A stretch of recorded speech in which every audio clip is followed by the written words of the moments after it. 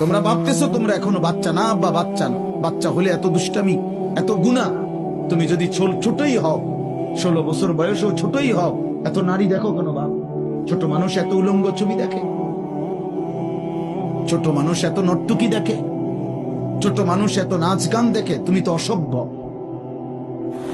এত কম বয়সে যে এত বেশি মোবাইলে নারী ছবি, অশ্লীল দৃশ্য দেখো, তুমি তো লম্পট, চরিত্রহীন, তুমি তো অসভ্য, তুমি তো বেহায়া, নির্লজ্জ। তুমি যাকে দেখো মোবাইলের ছবি, সে তোমার মা না ফরমান? বলো একটা ছেলে, বলো তোমার মাকে দেখো। যদি মানুষের বাচ্চা হও, রক্তে যদি মানুষের রক্ত হয়, তো তুমি কল্পনা করো তো যে তোর মাকে এরকম দেখুক কেউ, তোর মাকে উলঙ্গ দেখুক কেউ, তোর বোনকে উলঙ্গ দেখুক, তোর মেয়েকে কেউ বিবস্ত্র দেখুক বেটা, তোর ফুফুকে দেখুক, তোর খালাকে দেখুক। তাহলে তুমি যাকে দেখছো সে কি কারো মা না? সে কি কারো বোন না? সে কারো মেয়ে না? সে কারো ফুফু না? সে কারো খালা না? এজন্য মনে রাখো বাবা, আজকে তোমাদেরকে তোমাদের অভিভাবকরা মনে করছে তোমরা ছোট, আর সেই সুযোগে শয়তান তোমাদেরকে দিয়ে সমস্ত নষ্টামি করায় ফেলছে। চরিত্রহীনতা, চরিত্রহীনতার জেনার, ব্যভিচার, নারী ছবি, অশ্লীলতা, বেহায়াপনা। গত 2 দিন আগে পত্রিকা আসছে বাংলাদেশে গত 1 বছরে, গত 10 বছরের চাইতে বেশি, আমি নিজে পড়ছি রিপোর্ট, এইডস আক্রান্ত, মানে যৌন রোগে আক্রান্ত মারাত্মক যেটা মহামারী, HIV আক্রান্ত রোগীর সংখ্যা গত 10 বছরের চাইতে গত 1 বছরে বেড়ে গেছে। এবং উনি লিখছেন যে এর একটি বড় অংশ, রিপোর্টার লিখছেন, বিভিন্ন হসপিটালের জরিপ হিসাব করছেন, এই হসপিটালে চিকিৎসাধীন কয়জন, এর মধ্যে উনি লিখছেন বড় অংশ কিশোর, যুবক না, কিশোর। কিশোর মানে সর্বোচ্চ 13, 14, 15 বছরের ছেলেদেরকে বলবে। যারা এই পরিমাণ অসভ্যতা করছে যে পৌঁছে গেছে এখন মহামারীতে, এইডসে আক্রান্ত। এজন্য দোস্ত, একদিন ঘুম ভাঙবে, একদিন তুমি জাগবে। পৃথিবী তোমার অপেক্ষায় বসে থাকবে না। তোমার দাদা তোমার সাথে মরবে না, তোমার আগে মরে যাবে। তোমার আব্বা তোমার সাথে মরবে না। ওই যে দেখেন, ওই বেয়াদব দেখেন, ওই 2 বেয়াদব চুরি করে, মানে এত এমন গাদ্দার, যে গাদ্দারের কথা হইল আমি শুনবো না, তোমার মতো হুজুর না, তোমার আব্বা বললো আমি শুনবো, আমি ছবি উঠা। আরে বেয়াদব, উঠে গেলে ভালো। এত রাত হয়েছে, ঘুমায় যাও বাবা, অথবা গিয়ে বাইরে অন্য ছবি দেখো।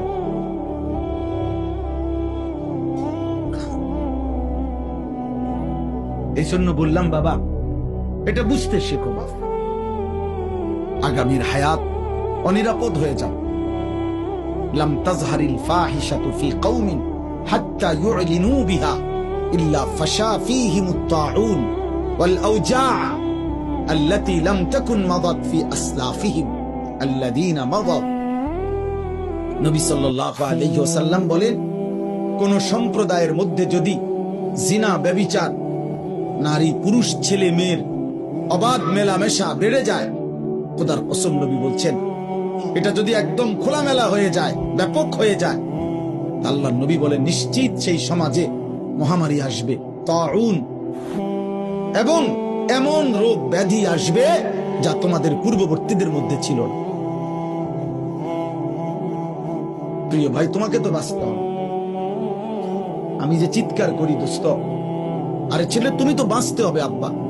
তুমি যদি এমন হইতো যে বিপদে পড়বো আমার পাপের কারণে, আমার দাদায়, কারণ আমি তো মরে যাবো আগে, দাদা মরবো পরে, না রে আব্বা, তুমি পড়বা বিপদ। আল্লাহ পাক 24 ঘন্টা পরে যেন বলে, এই নাফরমান বান্দা, আজকের এই 24টা ঘন্টায় এত বড় আসমান জমিন, চন্দ্র সূর্য, আলো বাতাস, রোদ বৃষ্টি, খাদ্য খাবার, চোখ নাক কান নিঃশ্বাস, হৃদয়ের স্পন্দন আমি দিয়ে তোকে আমি এত 24টা ঘন্টা লালন পালন করলাম, তোরে আমি আদর করলাম, আমি রব, আমি মালিক, তুই আমারে একটা সেজদা দিলি না? তুই মানুষের বাচ্চা। এই জন্য যদি মুসলমান মায়ের ঘরে জন্ম নাও তো এখন আর রাতে গিয়ে ঘুমায়ও না, আজকের রাতে সেজদা দাও। যদি মায়ের পবিত্র রক্ত, পবিত্র দুধ পান করে থাকো, বুঝছো মিয়া? জীবন জানোয়ারেরও পার হয়, রাত কুত্তারও ভোর হয়, রাত শুকুরেরও ভোর হয়, দিন কুত্তারও সন্ধ্যা হয়, সারা দিনের খাবারের চাহিদা জানোয়ারেরও পূরণ হয়, ঘুমের চাহিদা জানোয়ারেরও পূরণ হয়, থাকার ব্যবস্থাপনা কুত্তাও কোনো জায়গায় বারান্দার মধ্যে রাস্তার কোনো কিনারায় শুয়েই থাকে, একখানে না একখানে পার হয়ে যায়। জীবন একভাবে না একভাবে পার হয়েই যায় আব্বা, আখেরাত পার হবে না বাপ, আখেরাত পার হবে না আব্বা। অস্থিরতার কারণে আমরা বললাম, কষ্ট পাইবা, হাসলে কিংবা কাঁদলে, সুখে কিংবা দুঃখে মৃত্যু হয়ে যাব, মরেই যাব আমরা, আজ কিংবা কাল। নাম ঘোষণা হবেই, মাইকে এলান হবেই, আজ সে মরল, আগামীকাল আমি মরলাম, এমন আর কি। আমরা কিতাবে পড়ছি, এক বুজুর্গ এক আল্লাহর ওলির একজন মুরিদের সাথে নিয়ে উনি দাঁড়ায়া ছিলেন রাস্তার পাশে। তো এই সময় একটা লাশের খাটিয়া নিয়া ওইখান দিয়া মানুষ যাচ্ছিল। তো ওনার মুরিদ ওনার পিসা হুজুরের সামনে বলতেছিল, ওই আল্লাহওয়ালার সামনে, যে ইন্না লিল্লাহি ওয়া ইন্না ইলাইহি রাজিউন, আহারে কার জানি লাশ, আহারে কার জানি জানাজা, সে বলছিল আর কি। কারণ আমরা কিতাবে পড়ছি, ওই বুজুর্গ সাথে সাথে চোখের পানি ফেলে দিয়ে বলছে, হয় তোমার লাশ নয় আমার লাশ। মানে এটা ভাবো, আজ হয়তো তার লাশ, আগামী দিন আমার লাশ, তারপর দিন তোমার লাশ, সিরিয়াল আসবে, নাম ঘোষণা হবেই, আজ না হয়তো। প্রতিদিন প্রিয় ভাই, প্রিয় ছেলে, প্রিয় বাবা, প্রতিদিন তোমার বয়সী যুবক মৃত্যুবরণ করে। প্রতিদিন রোড অ্যাক্সিডেন্টে কিশোর যুবক মারা যায়, প্রতিদিন মোটর সাইকেল অ্যাক্সিডেন্টে কিশোর যুবকের পাও ভেঙে যায়, প্রতিদিন কবরে নওজোয়ান দাফন হয়, মাটিতে দাফন হয়, দাফন। এই জন্য মৃত্যু নিশ্চিত। ওয়াজাআত সাকরাতুল মাউত বিল হক। আল্লাহ বলে, বান্দা মনে রেখো, সত্য সত্য মৃত্যুর যন্ত্রণা আসে। ফালাউলা ইযা বালাগাতিল হুলকুম ওয়া আনতুম হিনাইযিন তানদুরুন ওয়া নাহনু আকরাবু ইলাইহি মিনকুম ওয়ালাকিন লা তুবসিরুন। আল্লাহ বলে, বান্দা মালাকুল মউত আজরাইল যখন রূহটা টান দিবে আর কণ্ঠনালীর কাছে যখন এসে আটকায় যাবে, তখন ছটফট করবে, আর তোমাদের আত্মীয় স্বজন চারিদিকে অবাক নয়নে তাকিয়ে থাকবে। আমি আল্লাহ তখন সেখানেই থাকব। যদি কারো ক্ষমতা থাকে তো তোমাদের ওই মুমূর্ষ মৃত্যু পথযাত্রী ব্যক্তিকে তোমরা নিয়ে নাও, আমি আল্লাহ তাকে এখন মৃত্যু দেব, তোমরা পারলে রেখে দাও। আল্লাহ চ্যালেঞ্জ করে, ফালাউলা ইন কুনতুম গায়রা মাদিনিন। আল্লাহ বলেন, যদি বলো আখিরাত হবে না, যদি মনে করে থাকো না ফরমান পরকাল বলতে কিছু নাই, তারজিউনাহা ইন কুনতুম সাদিকিন, তাহলে তোমাদের স্বজনকে ফিরিয়ে রাখো, তোর আব্বারে রেখে দে, ওই যে তোর বাপ মরে যাচ্ছে। আল্লাহ বলেন, আমি তাকে এখন কবরের দিকে নেব, তুই তাকে দুনিয়ায় রেখে দে। আমি এখন তাকে মৃত্যু দেব, তুমি পারলে বান্দা তাকে রেখে দাও। পারবা তো বাপ? কথা বলে না। হাত্তা ইদা জাআ আহাদাহুমুল মাউতু ক্বালা রাব্বিরজিউন। আল্লাহ বলে যখন নাফরমানের মৃত্যুর সময় হয়, আজরাইল যখন এসে সামনে দাঁড়ায়, তখন নাফরমান চিৎকার দিয়ে বলে, আল্লাহ একটা বারের জন্য আমারে দুনিয়ায় থাকতে দেন, আর কিছুদিন থাকতে দেন, লাআল্লি আমালু সালিহান ফীমা তারাকতু। যে আমলগুলো আল্লাহ ইতিপূর্বে করি নাই সবগুলো নেক আমল এবার যদি থাকতে পারি করব। কাল্লা, আল্লাহ বলবেন না, কখনোই না। আল্লাহ আমাদেরকে বুঝদান করেন। আমার ভাই, আমার বাবা, প্রত্যেককে বলি, আমাকেও বলি, আপনাকেও বলি, বয়স্ক চাচা আপনাদেরকেও বলি, আপনাদেরকেও বলি, গুনাহ ছাড়েন, গুনাহ ছাড়েন, গুনাহ ছাড়েন, গুনাহ ছাড়েন, গুনাহ ছাড়েন। এই দাদা চাচা, গুনাহ আগুন, গুনাহ। চা দোকানের আড্ডা বন্ধ করেন, নাটক সিনেমা দেখা বন্ধ করেন, টেলিভিশনের নর্তকী দেখা বন্ধ করেন, কথায় কথায় গালিগালাজ করা বন্ধ করেন, সুদের টাকা বন্ধ করেন, আব্বা কিস্তি লওয়া বন্ধ করেন। এই বুড়া মিয়া জাহান্নামে যাবেন, জাহান্নামে, জাহান্নামে। কিস্তি আপনারে জাহান্নামে নেবে, সুদ আপনারে জাহান্নামে নেবে, বিড়ি আপনারে জাহান্নামে নেবে, চা দোকানের টেলিভিশনের আড্ডা, নর্তকীর নাচ দেখা আপনারে নর্তকী নাচতে নাচতে জাহান্নামে ফেলবে, জাহান্নাম। ওয়া ইন্নাল ফুজুরা ইয়াহদি ইলান নার।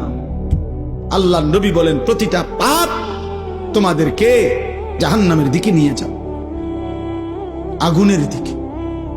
কিসের দিকে বলেন না? চলেন এবার তরজমা শুনেন, তাইলে কথা শেষ। আলহামদুলিল্লাহ। আল্লাহ তাআলা বলেন, وقالوا أإذا ضللنا في الأرض أإنا لفي خلق جديد। এই আর 10টা মিনিট, এর ভিতরেই মুনাজাত করে দেব ইনশাআল্লাহ। আল্লাহ তাআলা বলেন, মক্কার কাফেররা, কুরাইশরা নবীজি যখন কালেমার দাওয়াত দিচ্ছিলেন, তখন প্রতি মুহূর্তে নবীজি আখিরাতের কথা বলতেন।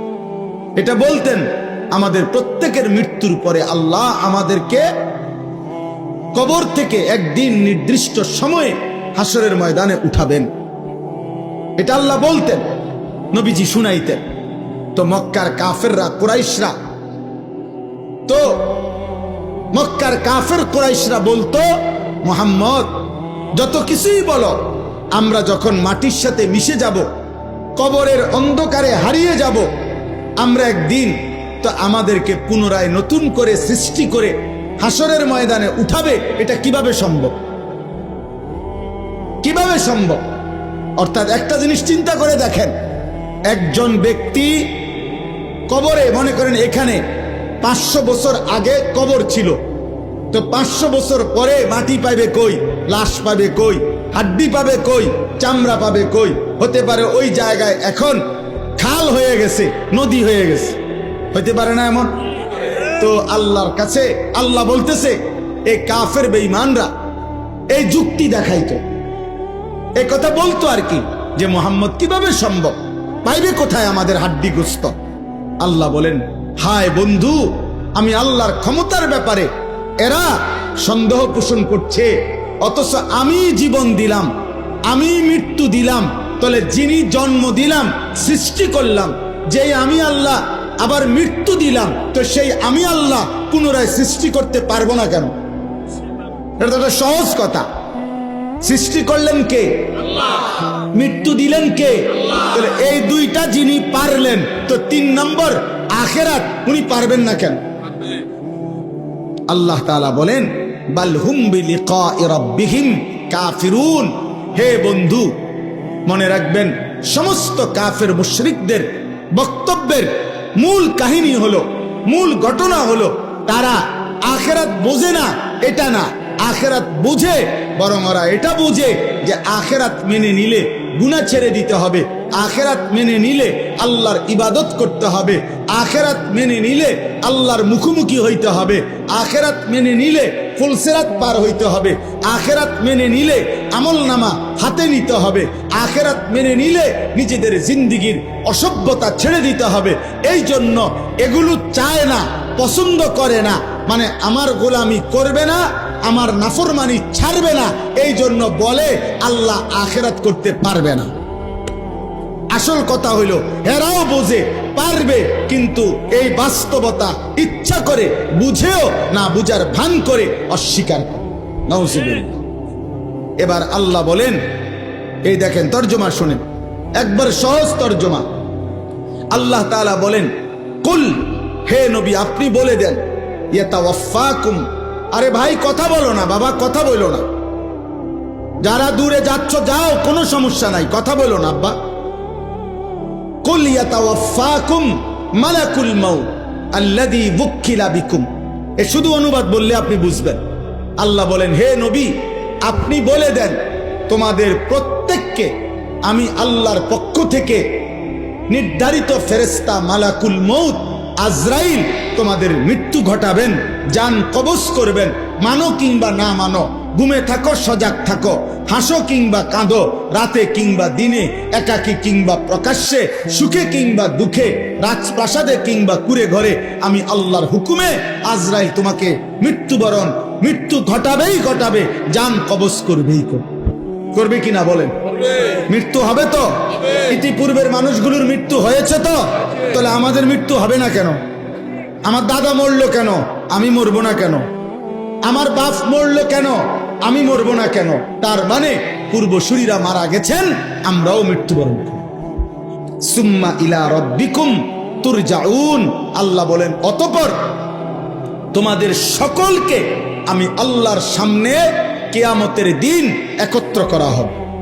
তাইলে এই দুইটা কথা, এটাই মূল কথা। আল্লাহ বলে, বান্দা আজ যেমন চোখে দেখছ মৃত্যু হবে, এটা যেমন চোখে দেখার কারণে মেনে নিচ্ছ, অচিরেই এটাও শুনো আখিরাত হবে, সেটাও চোখে দেখবা, সেদিনও তুমি মানতে চাইবা, আবার আসতে চাইবা, কিন্তু আমি আল্লাহ ফেরত দেব না। এই দেখেন এরপরের আয়াত, আল্লাহ বলেন, ওয়ালাউ তারা ইদিল মুজরিমুনা নাকিসু রুউসিহিম ইনদা রাব্বিহিম।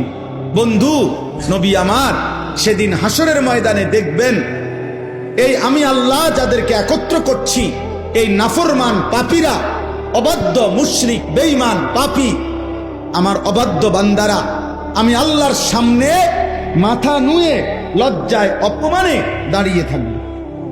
এক, দাঁড়িয়ে কি করবে? বলবে আল্লাহর কাছে, রব্বানা আবসারনা ওয়া সামি'না, আল্লাহ আজকে গোটা হাসরের ময়দান আমি নিজ চোখে দেখলাম, ওয়া সামি'না নিজ কানে সব কথা শুনলাম, ইন্না মুকিনুন আজ আমি পুরা বিশ্বাস করলাম, ফারজি'না না'মাল সালিহান, অতএব এই আখিরাত থেকে হাসরের ময়দান থেকে আপনি আমারে আরেকবার দুনিয়ায় পাঠান, এবার যদি পাঠান আমি নেক আমল করব। কি শূন্য কি বলা উচিত? সুবহানাল্লাহ। কি লেগে সুবহানাল্লাহ? বুঝেন নাই হিসাবটা? উনি এখন নেক আমল করার সুযোগ চাচ্ছে কখন? আখিরাতে গিয়া। বলতেছে আজ, ওই যে আমি বললাম আজ আমরা মৃত্যু দেখি, এজন্য মৃত্যুর ব্যাপারে ইয়াকিন আমাদের, সেদিন আখিরাতও আমরা দেখব, হাসরের ময়দানও আমরা দেখব, হাসরের মাঠও আমরা দেখব। আর নাফরমান পাপী আল্লাহর সামনে মাথা নুয়ে বলবে, আল্লাহ সব দেখলাম, সব শুনলাম, মানলাম, আমারে আরেকবার দুনিয়ায় পাঠান, আমি এবার গেলে নেক আমল করব। খোদার কসম আল্লাহ বলবেন, ওয়ালাউ শি'না লাআতাইনা কুল্লা নাফসিন হুদাহা। এই নাফরমান বান্দা, আমি তো ইচ্ছে করলে দুনিয়ায় থাকতেই তোকে বাধ্য করে আমার বন্দিগি করাইতে পারতাম। পারতো? আমাদের এই সবগুলো লোককে নামাজ পড়াইতে, সেজদা দেওয়াইতে আল্লাহ সম্ভব? আল্লাহর পক্ষে আল্লাহ পারবেন? কথা বলেন না। আমরা যারা এক ওয়াক্ত নামাজ পড়ি না, আল্লাহ আমাদের সাথে পারবে তো? আল্লাহ আমাদের উপরে শক্তি প্রয়োগ করলে আমরা সেজদা দিতে বাধ্য হব তো? কিন্তু প্রশ্ন হইল তখন পুরস্কার দিবে কেন? যদি বাধ্যই করে, যদি আল্লাহ বল প্রয়োগ করাইয়া আমার সেজদাই করায়, তো পুরস্কার কিসের আবার? এইটা হলো মূল। আমি যদি এখন এই লাইটটাকে বলি, হে লাইট, এ আজকের মাহফিলে তুমি 6 ঘন্টা ধরে নীরবে সুন্দরভাবে জ্বলে থাকার কারণে তোমাকে 100 টাকা গিফট করলাম, তো লাইট কি বলবে? জি না, না আমার কৃতিত্ব কি? এটা সুইচওয়ালার হাতে সব। ওই বন্ধ করে দিলে আমি বন্ধ, ওই জ্বালায় রাখলে আমি জ্বালাইয়া রাখে, তো এখানে আমার ক্রেডিট কি? আমার কীর্তন পুরস্কার দিবে? পৃথিবীর কেউ এই জন্য লাইটকে পুরস্কার দিবে না। তাইলে আল্লাহ যদি আমাদেরকে জবরদস্তি করে বাধ্য করাইয়া বন্দিগি করায়, আজকে যারা যারা আমরা নামাজ পড়ি নাই, মনে করেন ভাই, আমরা ঘুমের সময় যদি ফেরেশতা একটা থাপ্পড় মারে, একটা চটকনা থানা চটকনা মারে, যে ওঠ একটা সেজদা দে, এক থাপ্পড়ে তো তার 14 গোষ্ঠী আর কোনোদিন নামাজ ছাড়বে না। ফেরেশতার শক্তি তো অসম্ভব। এই জন্য বললাম, তা আল্লাহ বলেন আমি চাইলে তো পারতাম বান্দা, জোর করে তো তোমারে বন্দিগি করাইতে পারতাম, কিন্তু তখন আমি পুরস্কার দেব কেন? তখন আমি পুরস্কার দেব কেন? এই জন্য আল্লাহ বলেন আমি তো সেদিন দুনিয়ায় কোরআনের মাধ্যমে, নবী রাসূলের মাধ্যমে, আমার ওয়াহির মাধ্যমে, কত লক্ষ উলামায়ে কেরামের মাধ্যমে, কত ওয়াজ, কত মাহফিল, কত জুমার বয়ান, কত চোখের পানির বিনিময়ে আমি তোমার কাছে কথা পৌঁছাইছিলাম যে বান্দা, আমারে না দেখে, আখিরাত না দেখে তুমি আজকে দুনিয়ায় আমার গোলামি করো, বন্দিগি করো। আজকে আখিরাতে আমি ইচ্ছে করেছিলাম, চেয়েছিলাম তুমি দুনিয়ায় আমারে সেজদা করবা, আজ আমি আখিরাতে নিজ হাতে তোমার হাতে পুরস্কার তুলে দেব। কিন্তু তুমি আমার কথার কদর করলা না, তুমি আমার কথা পাত্তা দিলা না। ওয়ালাকিন হাক্কাল কাউলু মিন্নি লাআমলাআন্না জাহান্নামা মিনাল জিন্নাতি ওয়ান নাসি আজমাইন। অতএব হে নাফরমান, আজ আমার চূড়ান্ত ফয়সালা, আমি আল্লাহ তোমার মতো নিকৃষ্ট নাফরমান বেঈমান মানুষ এবং জিন দিয়ে আমার জাহান্নাম পূর্ণ করব, পূর্ণ করব। আজ আমি মাফ করব না, বিচার করব। সেদিন আমি দুনিয়ায় মাফ করতে চেয়েছিলাম, আল্লাহ এখন আমাদেরকে মাফ করবে এ কথা বলছি কিনা? কথা বলেন না কেন? এ আজকেও মনে করো, তোমরা যতগুলো ছেলে, যে কয়জন এখনো আসো, তোমরাও যদি খোদার কসম আল্লাহর উপরে ঈমান ঠিক রেখে শিরিক মুক্ত হয়ে যদি তোমরা তোমাদের পিছনের জিন্দেগির গুনাহ, বেনামাজি জীবন, গুনার জীবন থেকে তওবা করে 1 ফোঁটা চোখের পানি ফেলতে পারো, খোদার কসম আল্লাহ বলে আমি তোমার 90 বছরের গুনাহ একসাথে মাফ করে দেব। আসমান পরিমাণ গুনাহ মাফ করে দেব, পাহাড় পরিমাণ গুনাহ মাফ করে দেব, সমুদ্রের ফেনা পরিমাণ গুনাহ মাফ করে দেব। তো আল্লাহ তো এখন মাফ করতে রাজি কিনা? বলে না? আমরা আপনাদেরকে বলছি কিনা? কোরআন বলছি কিনা? নবীজি শুনাইছে কিনা? তো এত কিছুই আপনাদের কলজা লড়াইতে পারলো না। আল্লাহ বলেন সেদিন আমি বলছিলাম তো বান্দা, কিন্তু আজ আমি হাসরের ময়দানে মাফ করব না। আজ তো বিচারের দিন, আজ যার যা প্রাপ্য তাই পাব, যার যা প্রাপ্য তাই পাব। আজকে আজকে হিসাবে জান্নাত আসলে জান্নাত, হিসাবে জাহান্নাম আসলে জাহান্নাম। আজ ওজনে যা আসে তাই, আজ কোনো কথা নাই, আজ কোনো কথা নাই। এই সর্বশেষ কথা হলো ফাযুকু বিমা নাসিতুম লিকা ইয়াউমিকুম হাদা ইন্না নাসিনাকুম। আবাফ আল্লাহ যখন এই কথাটা বলে ফেলবে, তখন একজন জাহান্নামী ব্যক্তির আর কোনো ভরসা থাকবে না। জাহান্নামী ব্যক্তিকে আল্লাহ সর্বশেষ বলে ফেলবে, হে আমার নাফরমান বান্দা, দুনিয়ার জীবন থাকতে তুমি আমার আখিরাতকে, আজকের এই দিনকে ভুলে গিয়েছিলে, আজ আখিরাতে আমি আল্লাহ তোমাকে ভুলে গেলাম। যাও তোমার বন্ধুদেরকে ডাকো, তোমার যারা মাস্তান বাহিনী সান্দাবাস তা করে ডাকো, তোমার না সাফাতি আছে, রামদা আছে, ডাকো। ওই যে দেখেন দোস্ত, এটা অসভ্যতা। প্রাপ্তবয়স্ক ছেলে, বালেক ছেলে একজন আরেকজনকে জড়াইয়া ধরা, এটা অসভ্যতা, এটা অশ্লীলতা, এটা বেহায়াপনা, এটা নোংরামি, এটা নোংরামি, এটা শাহওয়াতের গোলামি। হাইসো না, তামসা মনে করো না, নিজেরে নিজে নষ্ট করে দিও না। আমি বললাম কমপক্ষে 15 বছর থেকে 14 পরে 15 বছর বয়স যখন ছেলেটার হয়, তখন সে বালেগ হয়, তার বীর্যপাত হয় যে কোনো সময়, তখন সে প্রাপ্তবয়স্ক, তার উপরে গোসল ফরজ হয়, তখন তার ভিতরে যৌন চাহিদা পূর্ণ থাকে। তখন থেকে, সেই থেকে যেই সমস্ত ছেলে পেলে এরকম প্রচন্ড আকর্ষণে একজন আরেকজনকে জড়ায়া ধরে, এটাও সমকামিতার অংশ, এটা গুনার অংশ, এটা ভালোবাসা না, এটা বন্ধুত্ব না, এটা অবৈধ, এটা অসভ্যতা। তুমি তাকে এইভাবে প্রচন্ড ভাবে জড়িয়ে ধরবা কেন? বলবেন আপনি হুজুর আর একটু বেশি বাড়াবাড়ি। না, বাড়াবাড়ি না, বাড়াবাড়ি না, তোমারে জাহান্নাম থেকে মুক্তি দেওয়া, তোমারে ফিরাবার চেষ্টা করা, বাপ ফেরাবার চেষ্টা করা। এই জন্য দুস্থ কোরআনুল কারীমে আল্লাহ বলছে ওয়ালা তাকরাবুজ জিনা, শুধু জিনা করো না এটা বলে না, আল্লাহ বলছে যত ভাবে হইতে পারে জিনা, ব্যভিচার, নিজের এক কথায় লজ্জাস্থানের যেই কোনো গুনাহ হইতে পারে তার কাছেও যেও না, কাছেও যেও না। এজন্য কোনো মেয়েকে দেখলে তো আর আমি তার সাথে জিনা করি নাই না, এটা ধীরে ধীরে তোমাকে জিনার দিকে নিয়ে যাবে, এর সাথে হোক আর অন্য কারো সাথে। কমপক্ষে না পারলে মন তো চাইবে, কমপক্ষে হারাম কল্পনা তো জাগবে। এই জন্য ভাই একটা ছেলেই বুঝো, আমি বড় আশা নিয়ে বলি, অনেকটা খোলামেলা বলে ফেলি, উদ্দেশ্য আমার একটাই, কেউ ফিরুক, কেউ ফিরুক, কেউ বদলাক, কেউ বদলাক। আজকে বললাম না, মা বাবা সবাই আমরা অভিভাবক শ্রেণী, আহারে আমাদের 14-16 বছরের ছেলে পেলেদেরকে সম্পূর্ণ ওর হাতে ছেড়ে দিছে, ছেলেটাকে পুরোপুরি তার নিজের হাতে তুলে দিছে। বাবা তোমার চুল, তোমার পোশাক, তোমার কোন জামা ভাল লাগে, কোন গেঞ্জি ভাল লাগে, কোন প্যান্ট ভাল লাগে, তুমি খাইবা কি, কাকে পছন্দ করবা, কোন বন্ধুদের সাথে চলবা, বিকালে আড্ডা দিবা কোথায়, রাতে আড্ডা দিবা কোথায়, সবকিছু তোমার পছন্দ। তো your wish your life, your life your wish, তোমার জীবন তোমার পছন্দ, যার সাথে মন চায়, যা মন চায় তুমি নষ্ট হইয়া পচ্চা গইল্লা যাও, টাকা লাগলে আব্বার কাছ থেকে নিও, ভাত লাগলে তোমার মার কাছ থেকে গিয়ে খাই, শেষ।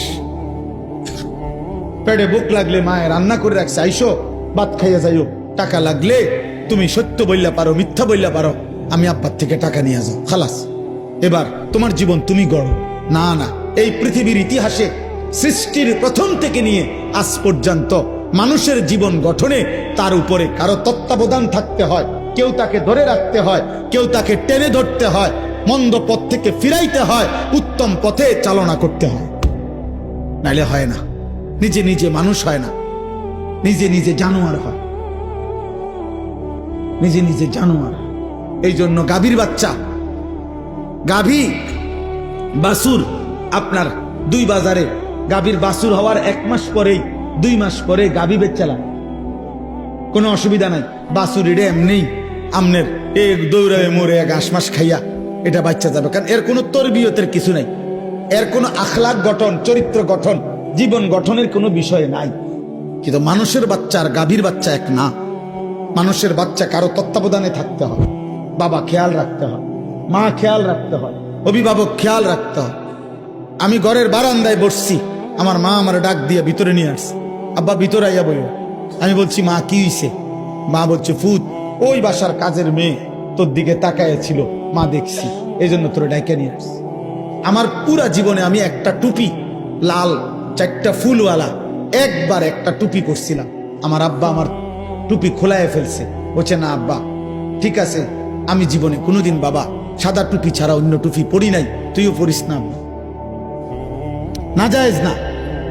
রঙিন টুপি কি নয়, হারাম বলতেছি না, কিন্তু বাবার একটা কি কথা খুলে ফেলছে।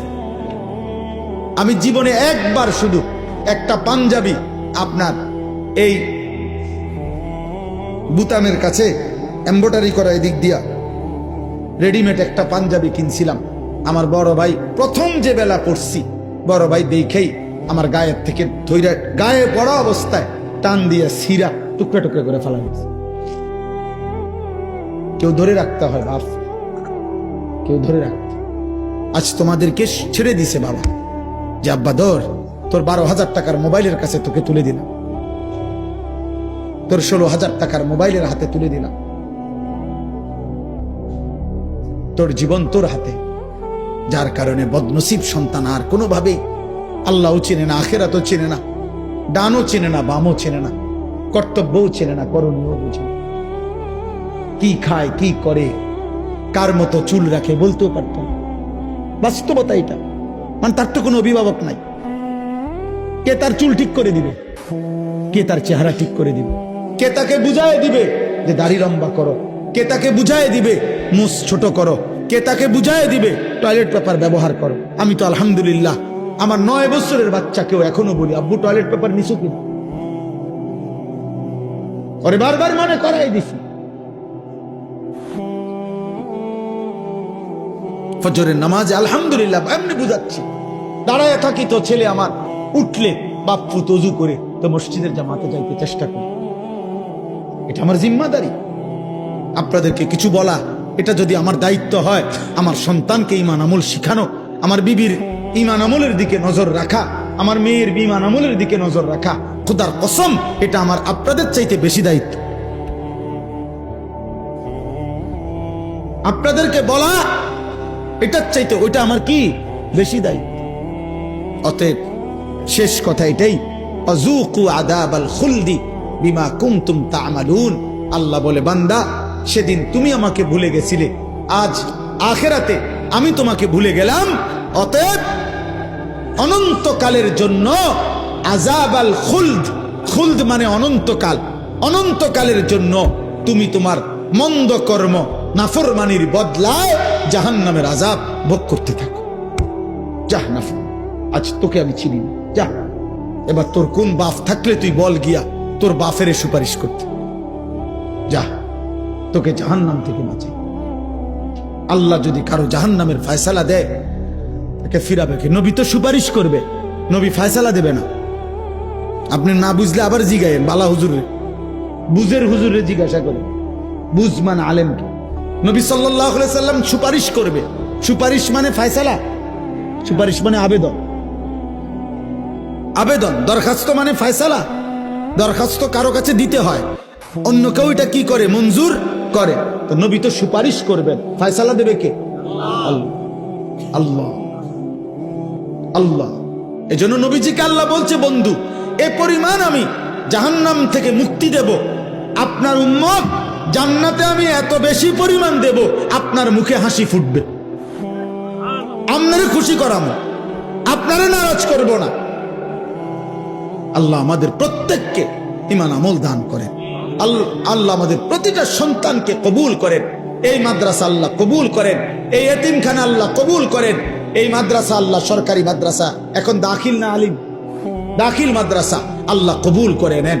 আলহামদুলিল্লাহ আমার ভাই হাফিজ ইয়াসিন ভাই, মৌলানা ইয়াসিন ভাই দীর্ঘদিন যাবত এই মাদ্রাসা হেফজখানা নিয়ে মেহনত করছে। আলহামদুলিল্লাহ সেই নাসির ভাই যখন আমার কাছে গেছিলেন, বলছিলেন, সেই থেকে নিয়ে নিয়মিত আমরাও মাঝে মধ্যে যখনই সুযোগ পাই আসতে চেষ্টা করি। আজকেও সেই সূত্রে আসলাম। আমরা আপনাদেরকে ভালোবাসি, আপনারাও আমাদেরকে মহব্বত করেন, আমরা জানি। প্রিয় যুবক ভাই, নওজোয়ান ভাই, সবার কাছে বলি, আব্বা এমন সুন্দর জীবন নষ্ট করো না। এই পৃথিবীতে চরিত্রহীনতায় মৃত্যু হইলে নারী, ছবি, জিনা, ব্যভিচার, মদ, জুয়া, অসৎ চরিত্র নিয়ে দোস্ত মৃত্যু হলে খোদার কসম আব্বা তোকে কেউ মনে রাখবে না, তোরে কেউ মনে রাখবে না বাপ। কোন নাফরমানকে পৃথিবী মনে রাখে না রে বাপ। কোন পাপীকে পৃথিবী সম্মানের সাথে স্মরণ করে না। ফেরাউনের নামে পৃথিবীর কোন কুত্তার নামও নাই। নমরুদের নামে পৃথিবীর কোন কুত্তার নামও নাই। কিন্তু যখন জীবিত ছিল তখন তো দুনিয়া ভোগ করছে, করছে না? ফেরাউন তো বাদশা ছিল, তো হে কি ভানি ভাত খাইছে? সে কি শুধু ডাল ভাত খাইছে? নমরুদ তো বাদশা ছিল। সবচেয়ে বেশি অঞ্চলের বাদশাহ পৃথিবীতে যে কয়জন, তার মধ্যে নমরুদ একজন। আবু জেহেলের নামে পৃথিবীর কোন কুত্তার নামও নাই, কিন্তু সেদিন আবু জেহেল যেই সাহাবাদেরকে জুলুম করছে, ওই সাহাবাদের নামে পৃথিবীর কোটি কোটি ইমানদারের নাম আছে। উমাইয়া ইবনে খালফ যেই বেঈমান হযরত বেলালকে কষ্ট দিছে, তার নামে পৃথিবীর কোন জানোয়ারের নামও নাই, কিন্তু বেলালের পবিত্র নাম কোটি কোটি ইমানদারের আছে। মুমিনের নাম থাকে। আমি একটা ছেলেকেই বললাম, একজনকে, তোমাকেই বলছি ভাই, আমি ভোটের আশায় না যে সবার ভোট দরকার, আমি ভোটের আশায় তো আসি নাই, আমি আসছি আখিরাতের আশা। এজন্য দয়া করে চলেন আজকের এই কালাচাঁদ কান্দি মাদ্রাসা এতিমখানার এই মুবারক মাহফিলে এই শেষ বেলায় আমরা দোয়া করি মালিকের কাছে। আর প্রত্যেকটা ভাই, যুবক, কিশোর, বয়স্ক বাবা নিজ নিজ ঈমান, আমল, আখিরাতের জন্য, গুনাহ ছেড়ে দেওয়ার জন্য আমরা দোয়া করি। ছেলেরা তুমি ফিকির করো, আল্লাহ বরকত দেবে ইনশাআল্লাহ। প্রতিদিন আমি আশার খবর বলি, প্রতিদিন এই গুনার রাজ্যে, গুনার এই সয়লাবের মধ্যেও প্রতিদিন উল্লেখযোগ্য পরিমাণ ছেলে পেলে, কিশোর, যুবক, মুসলিম প্রত্যেক দিন আলহামদুলিল্লাহ বাংলার জমিনে গুনাহ আর অসভ্যতা ছেড়ে দিয়ে আল্লাহর পথে ফিরতেছে আলহামদুলিল্লাহ। এমন ছেলের খবর যদি তোমার দরকার হয় আমার সাথে যোগাযোগ করুন, আমি শোনাবো ইনশাআল্লাহ। আমি নাম দেব, ঠিকানা দেব, তুমি দেখে আইসো। যে ছিল চরিত্রহীন সে এখন ইমানদার, যে মেয়ে ছাড়া, নারী ছাড়া বুঝতো না, সে এখন পাক্কা তাহাজ্জুদের রাত গভীরে চোখের পানি ফেলে সেজদা। মনে করো না 2-4 জন ফালতু লোকের কারণে, 2-4 জন চরিত্রহীনের কারণে পৃথিবী ইসলাম আটকায় যাবে না। আবার ইসলাম আছে, ইসলাম থাকবে, আল্লাহর দ্বীন থাকবে। আবু জেহেল সেদিন বিরোধিতা করছে, আবু জেহেল নাই, ইসলাম আছে। আবু লাহাব নাই, ইসলাম আছে, আছে না? এর জন্য আমাদের কেউ যদি না মানি, এ কারণে ইসলাম ঠকবে না, দ্বীন ঠকবে না, আল্লাহর কোরআন ঠকবে না। কে ঠকবে? আমরা, আমি ঠকবো। আল্লাহ আমাদেরকে মাফ করে দেন। আমার জন্য দোয়া করবেন, আমার মাদ্রাসার জন্য দোয়া করবেন। আমার যে ছোট্ট মাদ্রাসা কুমিল্লা ক্যান্টনমেন্ট ময়নামতি সাহেবের বাজার, প্রতি মাসের দ্বিতীয় শনিবার মাসিক ইসলাহি মাহফিল হয়। আগামী শনিবার 13ই ডিসেম্বর ইনশাআল্লাহ সকাল 10টা থেকে 12:30 পর্যন্ত মহিলাদের জন্য বয়ান হয়। আসর থেকে এশা পুরুষদের জন্য বয়ান হয়। ছেলেদেরও দাওয়াত দিলাম, বাবাদের কারো সুযোগ থাকলে যাওয়ার চেষ্টা করবেন। আমার একটা দোয়া চাই বিশেষভাবে। আমি একটা 1 মিনিটে বলি, আমার জীবনের একটা বড় স্বপ্ন, মুসলিম কিশোর যুবক ছেলেরা আল্লাহর দিকে ফিরবে, আল্লাহর দিকে ব্যাপকভাবে ফিরবে, নামাজি হবে, আগামী দিনে ইনশাআল্লাহ মাহদির পক্ষে লড়বে, এমন একটা স্বপ্ন আশা নিয়ে মুসলিম কিশোর যুবকরা যেন ব্যাপকভাবে ওযু, নামাজ, ঈমান, আমল, আখলাক, চরিত্র শিখতে পারে। এজন্য আমি একটা ভিন্ন উদ্যোগে আমার মাদ্রাসায় 118 শতক জায়গা একসাথে আমি কিনছি, প্রায় 2.5 কোটি টাকার উপরে জায়গার দাম, মাটির দাম। একটা উদ্দেশ্য, এই স্কুল, কলেজ, ইউনিভার্সিটি সহ সর্বস্তরের মুসলমান যেন বছরের যেই কোনো দিন, যার যেটুকু সময় আছে, এটুকু সময় যখনই আসবে কিছু না কিছু দিন শিখবে। ওযু, নামাজ, সূরা, কেরাত, দোয়া, কালাম, এরকম একটা আশা নিয়ে আমি একটা পূর্ণাঙ্গ বড় মাদ্রাসা করতে চাই। আমার স্লোগান, যে আসবে যখন দিন শিখবে তখন, যার সময় যতক্ষণ দিন শিখবে ততক্ষণ। শুক্রবার অনেকের ছুটি আছে, শনিবার অনেকের ছুটি আছে, কোনো পরীক্ষার বন্ধ আছে, সে ওযু শিখুক, নামাজ শিখুক। আলহামদুলিল্লাহ আমরা গত এই 1 বছরে আপনার 2 বার আমরা স্কুলের ছেলেদের জন্য আমাদের মাদ্রাসায় কোর্স করাইছি। এই পর্যন্ত প্রায় 450 ছেলে, না 350, 150, 500 ছেলে মোট এই পর্যন্ত আলহামদুলিল্লাহ 2 বারে আমাদের 30-32 জন ওস্তাদের কাছে 3 দিন লাগাতার থাইকা আমাদের মাদ্রাসা যখন বন্ধ দেয়, এই বন্ধের সময় আমরা 3 দিনের আয়োজন করি। এই বন্ধে আপনার আলহামদুলিল্লাহ ওযু, নামাজ, সূরা, কেরাত, 4টা সূরা, প্রয়োজন পরিমাণ কিছু সুন্নত আমল, ওযু, ইস্তেঞ্জা, টয়লেট, বাথরুম, ঢিলা, কুলুক, পাক নাফাকের কিছু মাসআলা আমরা তাকে দিবারাত্রি প্রতিদিন 11 ঘন্টা করে কোর্সের মাধ্যমে 3 দিন লাগায়া শিখাইছি। আলহামদুলিল্লাহ, আলহামদুলিল্লাহ, আলহামদুলিল্লাহ। ফজর ক্যাম্পেইনের কাজ করি আমরা সারা বাংলাদেশ জুড়ে। আমাদের একটা স্বপ্ন যে ফজরের নামাজে মুসল্লি বাড়বে, কিশোর যুবক ফজরের নামাজ পড়বে। এটার একটা ক্যাম্পেইন করি, মানে প্রচারণা করি। আলহামদুলিল্লাহ, যে একটা যুবক সিদ্ধান্ত নিবে যে সে নিজে ফজর পড়বে, আরো সাথীদেরকে একজনকে সে ফজরের নামাজের জন্য ডাকবে।